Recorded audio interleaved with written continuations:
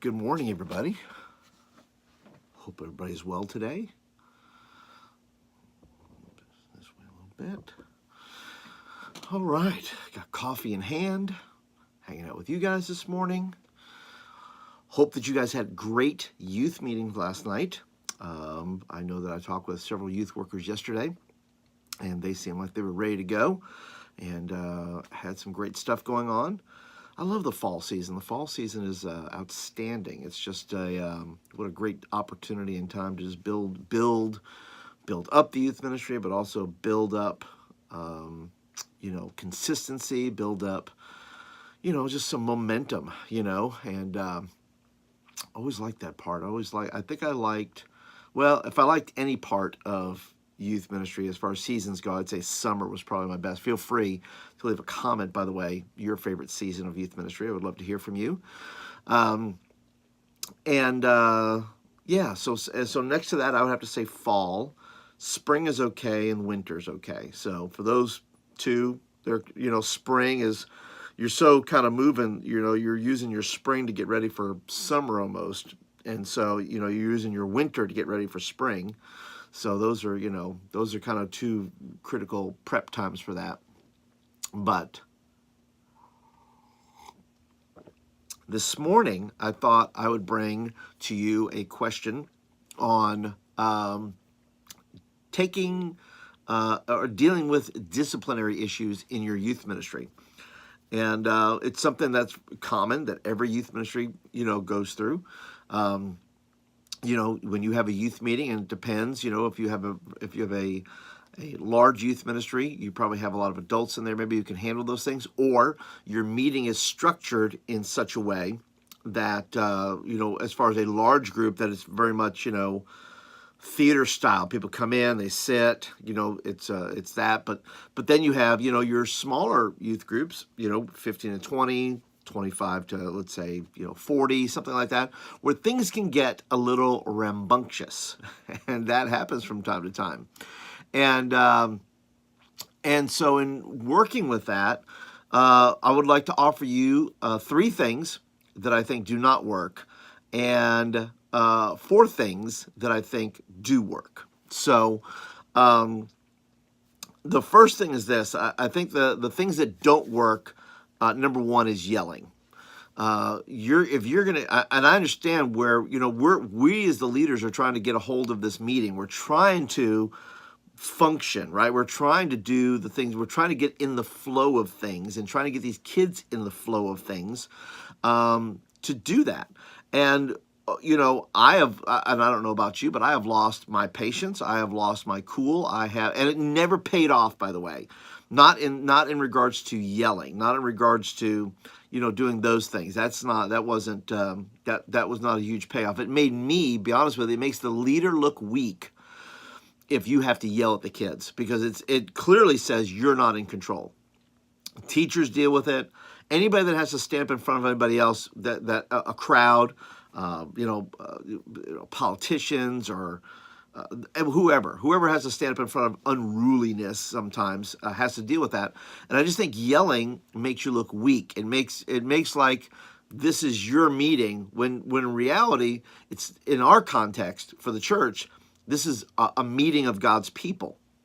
And so when you're meeting with God's people, that's supposed to be them, the people that you're talking to. And so when you're yelling at people, you're telling them, this isn't God's meeting, this is my meeting, and I want control of it, and I need control of you to have this meeting. And I just think yelling is probably the low bar. It's the last resort of last resorts. If the discipline, now when we're talking about, let me clarify too, when we're talking about disciplinary problems, we're talking about kids not listening, we're talking about kids being a little rambunctious, not able to settle down, that kind of stuff. We're not talking about, a fight breaking out or, stuff like that. We're not necessarily going into that. That's a whole nother deal. We're talking about just normal disciplinary problems like a school teacher would handle, who's trying to teach a lesson, who's trying to do something. And there are things to be able to do that. We'll get into that in just a second. But number one is, I don't think yelling. Yelling tells the kids and your audience you've lost control of the situation. There's no way for you to bring it back other than to yell at them. Yes, will that work in the moment?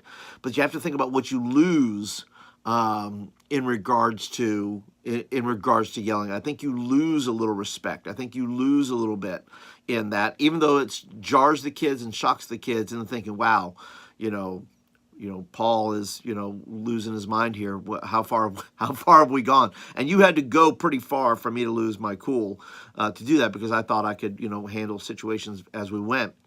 But if I lose my mind on something, then the kids step up and go, well, hey, what just happened here? Paul just lost his mind. So the second thing, I think that's number one. I think yelling is the low bar there, and it doesn't work very well. Number two, and this, and you can push back on this if you like, but I don't think bribery necessarily works. Now, what I mean by bribery is this. Bribery, in the sense, is if you will do this, then you will get this, right? It's very much in the church. You could relate that to kids' church, right? Kids' church is, okay, everybody, if we're going to be quiet, then we're going to have X, or we're going to do this. Now, for elementary school kids, okay, I could totally see that. But for middle school and high school kids, I'm just not into that. I mean, you showed up. If this is a youth meeting, these kids are there because their parents want them to be there, or they voluntarily showed up. I don't necessarily believe in bribing them to behave. If now look, I do believe in rewarding good behavior. That's not what I'm saying. I'm not saying. I'm just saying, listen, I don't want to get into that exchange of, if you come and behave yourself, then you're going to get X. If you guys will be quiet for 3 weeks in a row, and then I'm having to manage something, right? That's the issue with bribery, is you're having to manage something by these external resources. And I'm not saying that external resources don't work. I'm saying that external resources to gain control takes away the purpose and the vision of why you're there, right? I can't imagine the Apostle Paul or Peter or anybody else in the first century going, now listen, everybody, if you guys will be quiet, I will be passing out, handkerchiefs of blessings that you can take with you when you leave. And let me tell you what, everybody shows up, even adults, are looking for something. But I can't see the Apostle Paul. I can't see first century stuff. I get it. Different society. I know. But what I'm saying is that I think we lose the context of the meeting if bribery is somehow involved. Now, if students are behaving themselves, look, I always, and I can't remember where I heard it from, you always catch a kid doing something good. Find what don't look for what they're doing bad. Look for what they're doing good and saying, look at that guy. Just highlight them. You don't have to say, hey, everybody, look at so-and-so. Just say, hey, man, boy, I super appreciate you listening, man. You are in. Me and you, we're right here. I get you. We're right here. So when you, even more than kids want the external stuff, I think kids want the internal affirmation that their behavior or their whatever is making is making a difference in the room, and it's something that you appreciate. And so I think yelling doesn't work, bribery doesn't work, but rewards, in the sense of affirming the behavior that you want. Like 1 week you say, the next week, if you had a really good class, if you had a really good thing, and you say, oh man, you guys were outstanding. Next week, you just show up with pizza, right? You just show up and say, hey, guys, I just want to bring you guys some pizza because, man, you guys were just outstanding last week. We had a great meeting. Your questions were great. Your involvement, your activity, we're not validate. It's not saying, hey, boy, you guys really worshiped really well. We're not grading that. That's not what this is about. This is about creating positive affirmation moving forward. So when kids come into the meeting, they sense that you appreciate when they step up, because we notice their bad behavior, but we don't always notice or affirm their good behavior. And I think we really have to take control of that. And the third thing I think that doesn't work is ignoring it, right? I've seen people try to ignore it, and it doesn't go well because it just escalates. Because if I can get away with this, what else can I get away with, right? Then it doesn't matter. And I am not one to ignore. So I am one. I will. And I have several strategies for that, but we'll get into what's worked. But let me just say, safe to say, ignoring it does not work. So if you say, well, if I just ignore it, it doesn't work. All right, so what does work as far as disciplinary things that you have to take care of when you're trying to get hold of your youth meeting?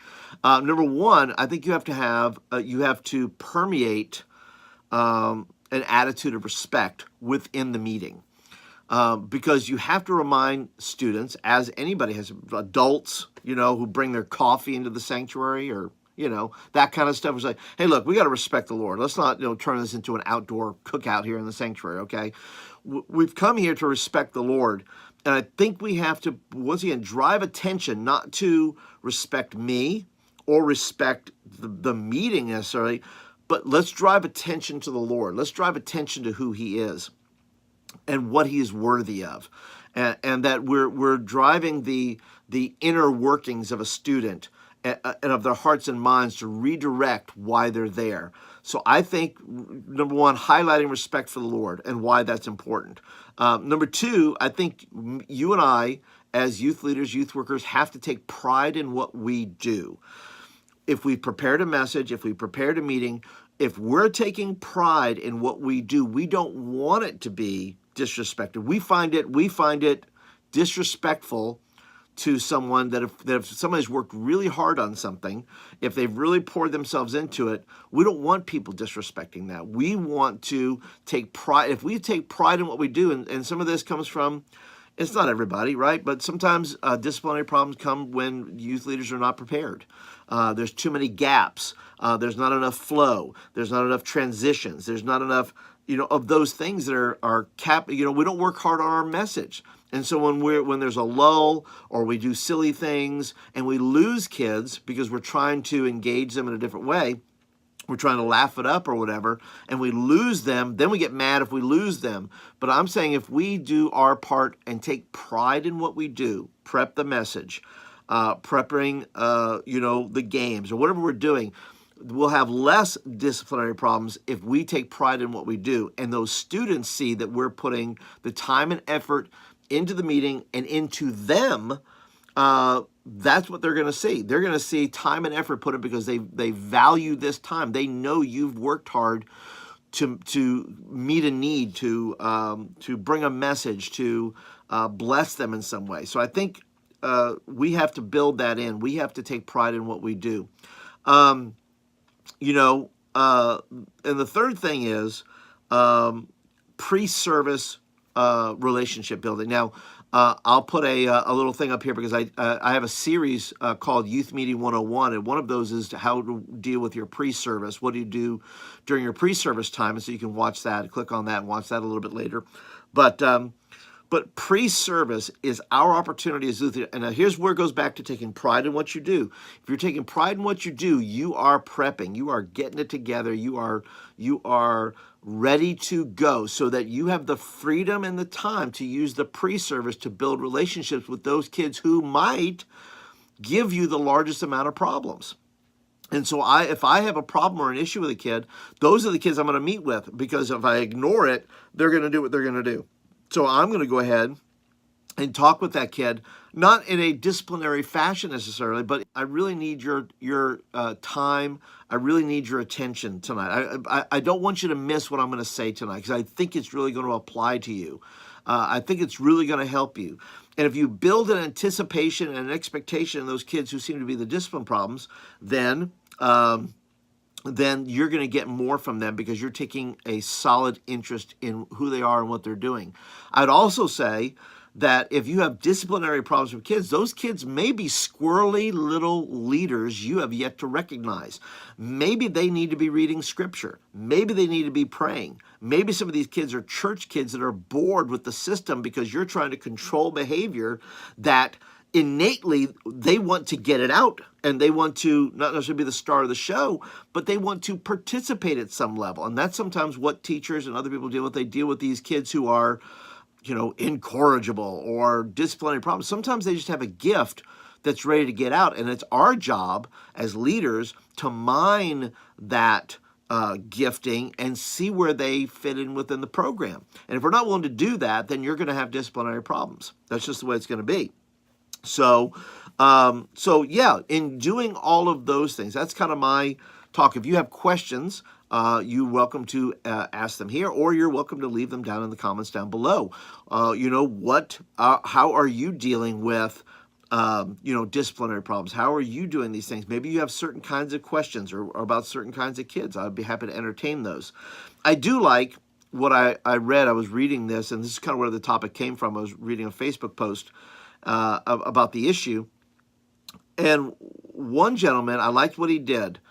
He said, the kids were rowdy. I mean, and I'm talking about, I'm sure it was like rowdy to the point of absolute maybe chaos at some point, where nobody wanted to listen. We all have those nights. Nobody wanted to listen. Nobody wanted to do whatever. And he simply said, you guys are not ready to hear from the Lord tonight. And he said that was it. He says, nope, we're not having this tonight. We're not doing this part. Now, can you use that? Is that a tactic? Sure, but you don't want to use that every week, because every week you're communicating them they're not ready. But the question is, how do you prepare them? Maybe the lesson or the teaching is, how do you get prepared to hear from God? How do you get prepared to receive from God? How do you get prepared? What does this preparation process look like? And we can help them both individually and a group level, to be able to do that. But I like that. I don't think you can do that too often. I think you can be able to, and the other thing, something else that I've done is maybe this night is, even though you've prepped, even you've done, maybe these kids are just too, whatever's going on. It could be spring break. It could be whatever's going on. We don't know what's in the water here. We don't know what's going on, but they're just not into whatever it is you have going on. Maybe sometimes it's okay to say, look, tonight, before I even get to this, devotion's going to be 2 minutes long. We're going to play dodgeball. Sometimes you just have to say, look, we're going to play dodgeball. It's not that like they've figured you out, like if we're rowdy enough, he won't preach and we'll go play dodgeball. It's you and I sensing in the room that something is a little wonky, and maybe these kids need to burn off far more energy than I thought they did. And maybe tonight's just a night where we're going to connect in fellowship, and I don't have to tame all the lions in the room to get the the message across tonight. So other ways to do that. So feel free to leave your suggestions down below. Be sure, if this is your first time watching, by the way, thanks for hanging out. Appreciate you being a part of the live on Thursday mornings, 9 o'clock. And if you are first time, I would love you to subscribe. You can click on my head here on the high side here somewhere, or down below. Click the bell down below. That way you'll be notified when I upload videos. Also when I go live. And also you can hit the like button and let me know. Hey Derek, you're welcome, buddy. It's my pleasure. You can hit the like button, by the way. It lets me know you like the video and you want more of them. The more you like, the more subscribe, the more you share, all that kind of stuff. All this kind of stuff gets seen by people, other youth workers like yourself, where they can benefit from this. So be sure to go ahead and just leave comments if you have any comments or anything like that. That'll be it for today, guys. I appreciate you guys tuning in. More videos to come next week. Be sure to leave your questions, by the way, either down below, or we have the community tab. So up there, if you're subscribed, I think you can see it, or maybe if you're not subscribed, you can see the community tab there. That's where I put notes. That's where I put various things like that. And you're welcome to go over there and leave your questions over there when I leave a little note there. So, but that's it for today, guys. I appreciate you guys hanging out. I hope you guys have a fantastic day today, no matter what you got going on, and I will catch you guys in the next video. We'll talk to you guys later.